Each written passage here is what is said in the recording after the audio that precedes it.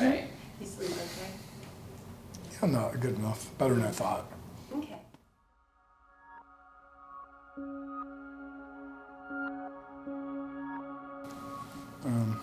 So my name is Gino, and Raquel, my wife, was an organ donor. My name is Melody, and my mom was an organ donor. Raquel is awesome. Let's start with that. I met her when I was 15 years old, and we met at Foster Park in Chicago. And the first time I met her, she was, I don't know, she was just different from all the other girls that I've met. I was dating somebody, I know she was dating somebody, but I still couldn't help notice her. She had this really cute, cracky voice, this laugh. She was very shy, but when her personality came out, it drew me to her. My mom was probably the nicest person you'll ever met. She was the best mother I could have asked for. She's so caring, so kind, would do anything for me. Like, I don't know if there's a love that exists on this earth that is as strong as the love that my mom had for me. She loved animals, she loved music. I think I get that from her. I also love music. I love going to concerts. Yeah, she's just very caring, very selfless, put other people before herself. Always just wanted to make everyone else happy, sometimes to her own detriment. Yeah. But that's just who she was. Then COVID hit, and you know, that was it was a difficult time. It was a scary time, but in hindsight, it was kind of a blessing for our family because we got a lot of bonding time together. We just had so much time together. Melody, when COVID started lifting, that was when Melody started school. So like her first semester was College. Yeah, it was mostly like online classes, but she was still in her dorm. And Raquel and I were super bored, also kind of depressed that we're empty nesters now. So we decided to, we had a trip planned to Mexico because my brother was thinking about moving to Arizona with his family.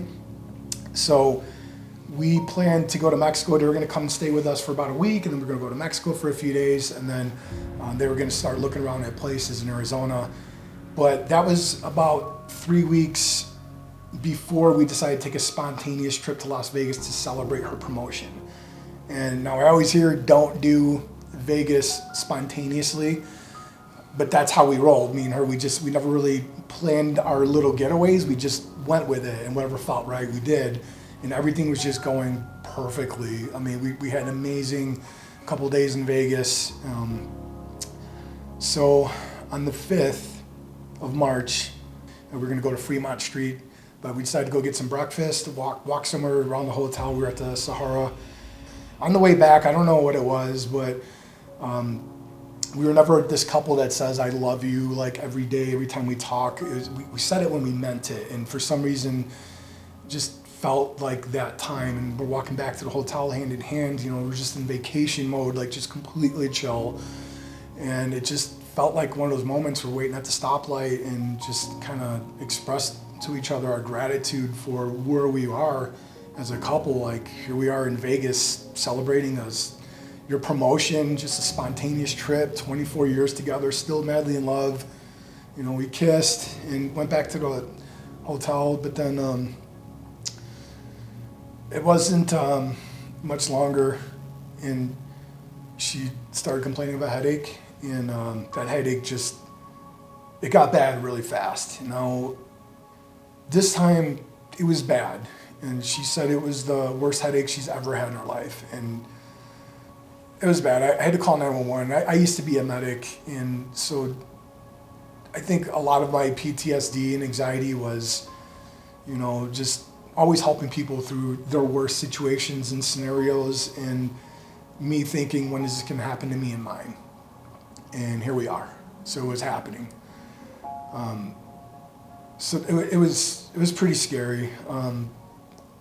Just being alone in the ER with her in another state, it was the worst experience I've ever had in my life. And my gut was telling me something's not right, and I was trying to, you know, it was actually another paramedic who became a nurse and was part of the ER staff. And he came in the room and he's like, "Hey, brother, I need you to sit down. I've got something to tell you." And I knew it right there. I knew it right there.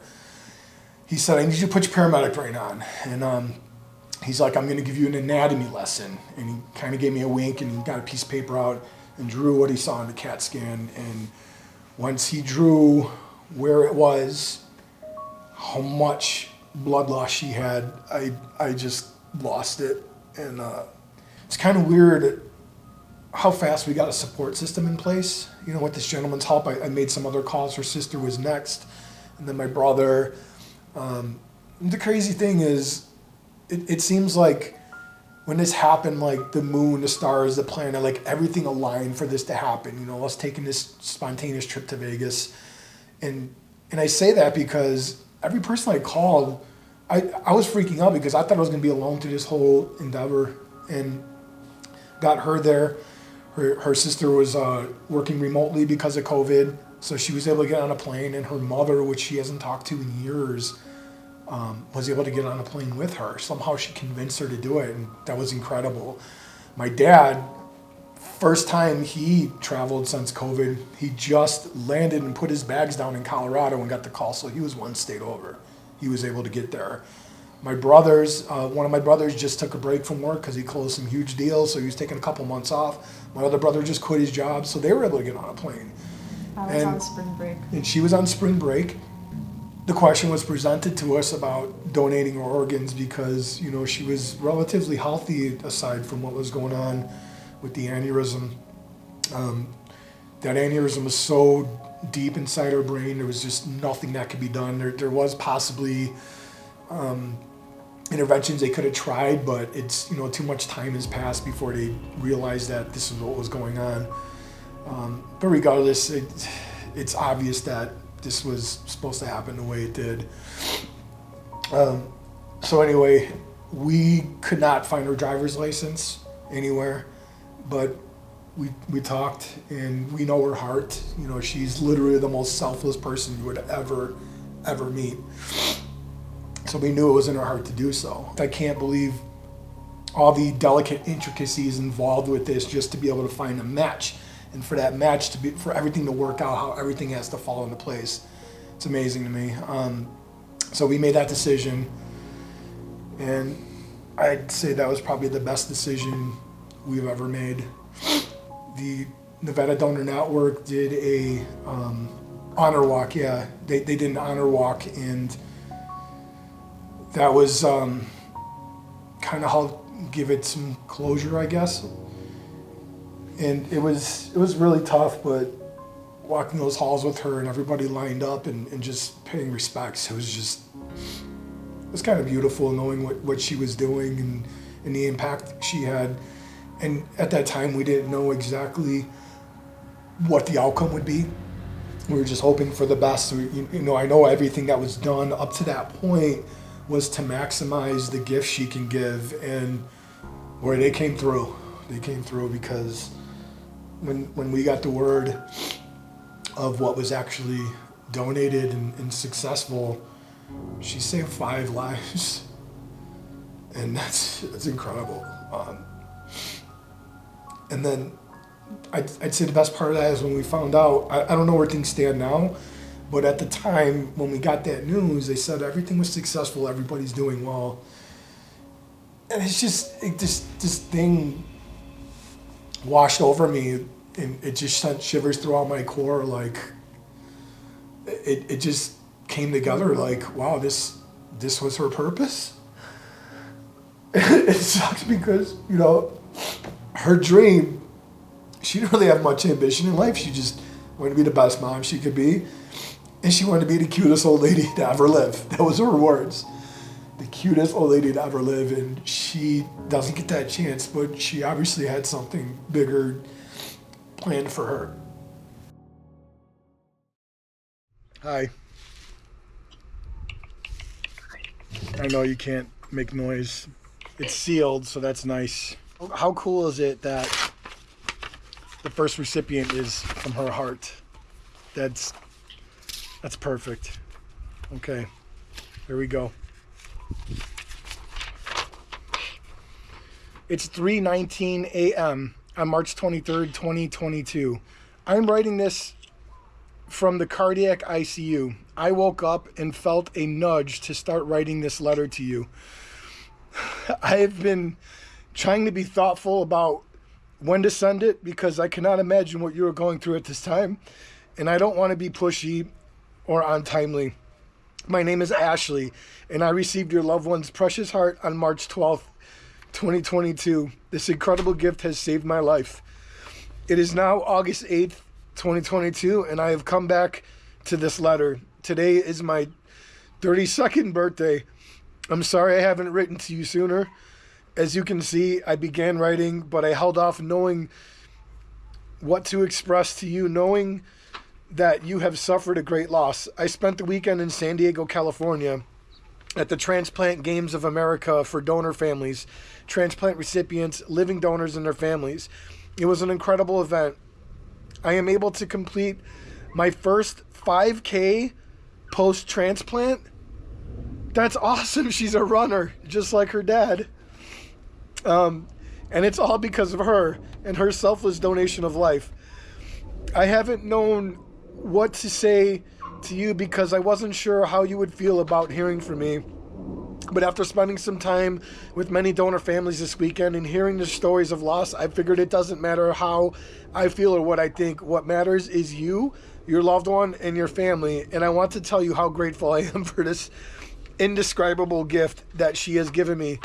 Here is a little bit about me. I am a freshly 32-year-old female that resides in, it's crossed out, with my husband and little Yorkie, who has been our baby since we haven't been able to have children yet because of my previous heart failure.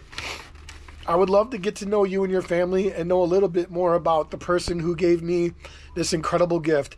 I understand your loss, and I understand that I may need some time, and I even understand if I never hear from you, that's okay. I get it. I just needed you to know how thankful I am to be alive, and that everything I do going forward will be in her name and for her sake. I promise. I will try to do as much good as I can, be kind, and try to serve others in every capacity. And it will be for her. She will live on in me. I love it. It sounds like it went to the perfect person, kid.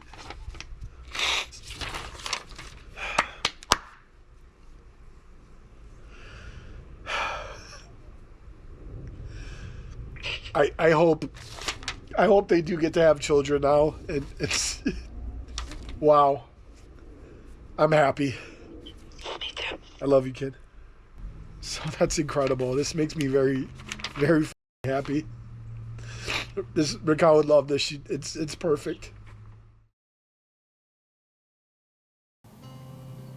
I don't know when. I mean, again, this is all a blur. I don't know when we got this letter, but we decided on Thanksgiving to.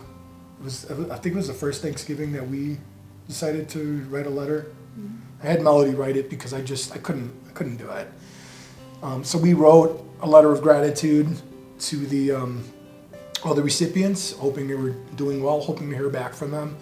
And I'm not sure how much longer it took, but we got our first letter, and it was from Ashley. And the letter was incredible. In fact, I read it. I filmed reading it because I knew it was going to be super emotional. I did not want to read it and reread it again. And it couldn't be more perfect. I don't think her heart could have gone to a more perfect person. And her sister said it like this: someone out there received the biggest heart in the world, the biggest and best heart in the world. And so Raquel was obsessed with dogs and babies. And from my understanding and from that letter, I guess I don't know Ashley like the whole story, but what she did put in that letter is because of her condition, they weren't able to have a kid, so they adopted a dog, and they spoil that dog just like a baby. And that's what Raquel does with all her dogs. In fact, Jojo, the one she lost before, she literally treated it like a baby. She babied that dog. It's so cute. So it was really cool. And, we definitely expressed that we wanted to meet her. And so Melody's been doing the letters because I can't. But this also ignited kind of this ignited a flame to get her story out there and done. It's something I want to do. I just couldn't bring myself to do it because I knew how difficult it would be. So it gave me, I really appreciated getting that letter, and it's like, now I'm getting greedy. I want to hear from all of them. I want to, so I figured this is the best way, you know, if we tell her story, that it would intrigue them to want to write back as well. And we did. We heard back from the one recipient as well, and we can't wait to meet them. We're going to meet them too. Haven't heard back from anyone else yet, but that's okay. I mean, this is mind-blowing. This Ashley alone is amazing. So we did some back and forth in messaging, and I didn't want to get too involved yet because we did plan on meeting. It's just a matter of when, making it work. Here we are. We're gonna go meet her. This is a figurine I had made of Raquel and her dog, Jojo. It's even got Jojo's little tongue sticking out, which it always was. I keep the letter from Ashley, the one we initially received, in here. And then also the card we received where we got some amazing news. Ever since we received this letter, I'm really excited for this day.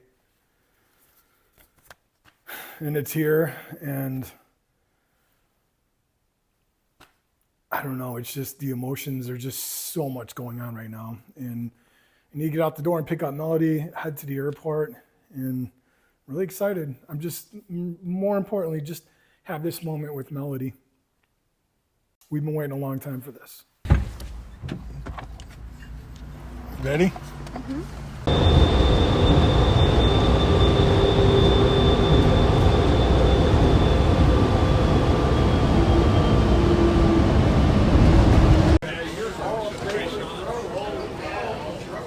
So we're at the airport, we're getting ready to board, and it's pretty exciting because we're going to meet the recipient, the woman who's got Raquel's heart, and that's amazing. I don't know if I'm going to sleep tonight. What about you?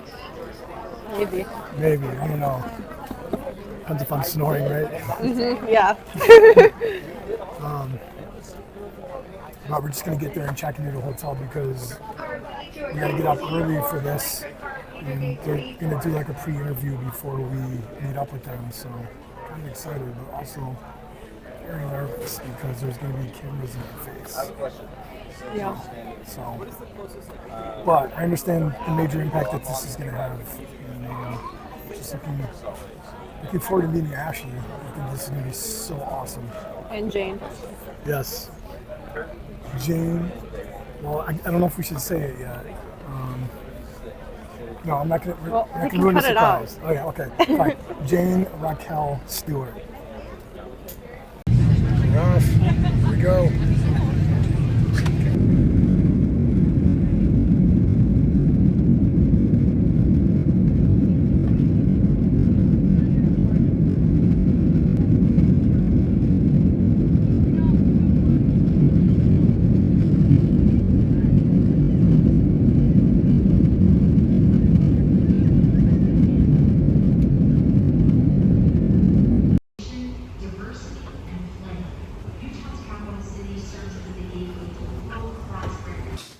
I'm not excited for this part,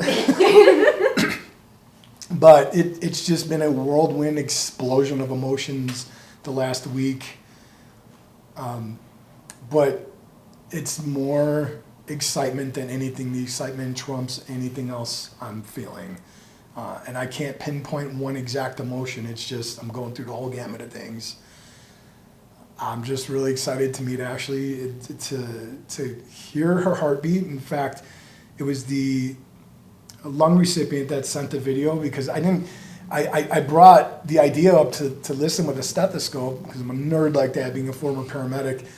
But she sent the video of an interaction with a lung recipient from one of her friends, and that's what they did. I'm like, apparently it's a common thing. So I'm really excited about it. And regardless, I'm just excited to know that this life was created because of Raquel, and that ongoing ripple effect from all these people that she helped. This is mind blowing. Yeah, I mean, I'm nervous for this interview, but I'm excited to actually meet Ashley and her family. It's gonna be great to just like physically see like what was able to happen because of my mom. Like, we lost her, but this is what the world gained. And we're excited to learn Ashley's story. Just kind of like didn't pay attention to it yet on purpose. I want to hear it from her in person. Mm-hmm.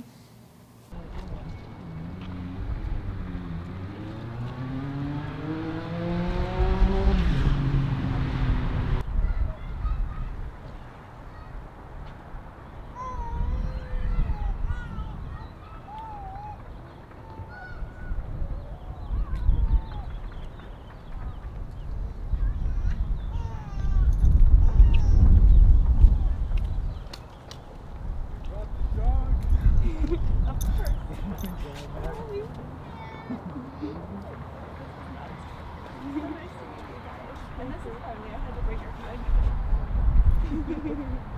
Dogs and babies. Yeah, well, she's here too, but she's too noisy.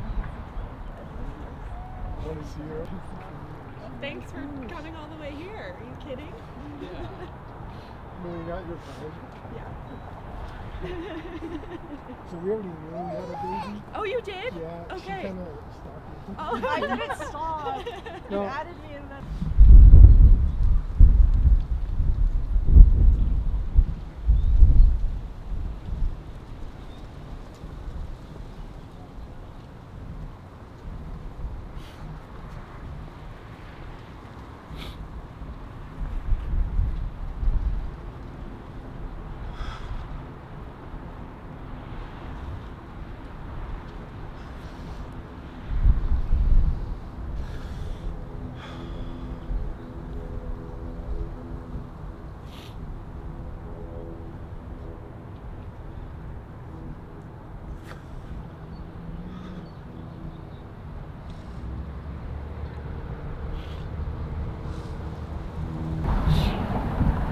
Knowing that this is real, because everything up to this point,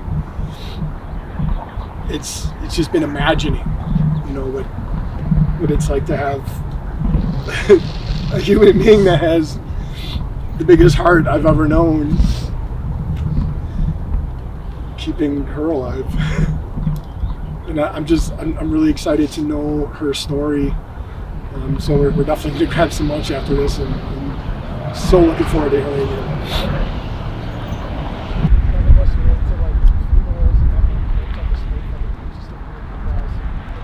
So weird how we had that conversation.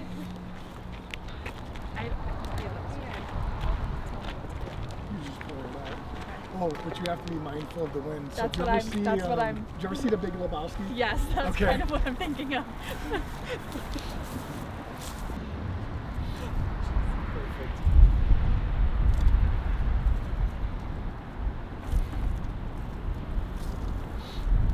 always more in there.